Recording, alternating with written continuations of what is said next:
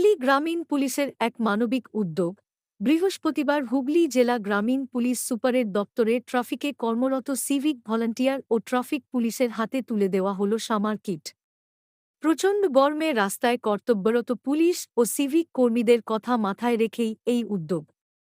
এছাড়াও সাধারণ পথচারী, বাইক আরোহী ও অন্যান্য মানুষের জন্য কামারকুণ্ডু এলাকায় জলছত্রের ব্যবস্থা করা হয়।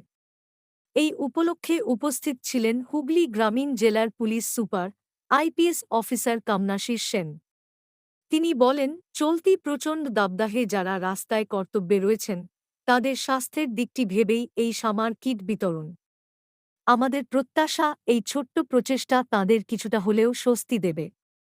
পাশাপাশি সাধারণ মানুষের জন্য জলছত্রের মাধ্যমে স্বস্তির পরশ দেওয়ার চেষ্টা করেছি আমরা। হুগলি গ্রামীণ পুলিশের এই উদ্যোগ সাধারণ মানুষের মধ্যে প্রশংসা কুড়িয়েছে।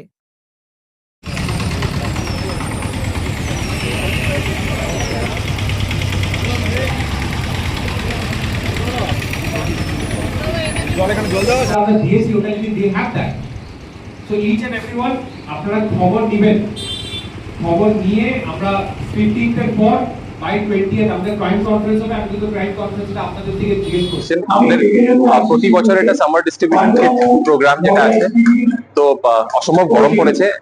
আগের বারও আমরা করা হয়েছিল, এবারও করা হয়েছে। তো মোটামুটি আমাদের 400 মতন সিভিক ভলান্টিয়ার্স আর টেম্পোরারি হোমগার্ড যারা আছে এই রাস্তার মধ্যে যারা ডিউটি করছেন ট্রাফিকের আর কি।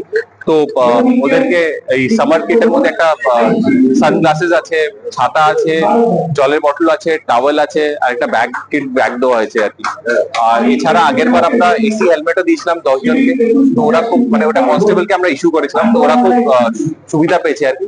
তো আমরা দেখছি আর কি আরো 10টা যদি এসি হেলমেট আমরা যদি এনে এবার আরো 10 জনকে যদি দেওয়া যেতে পারে। তো এটাই আমাদের প্ল্যান।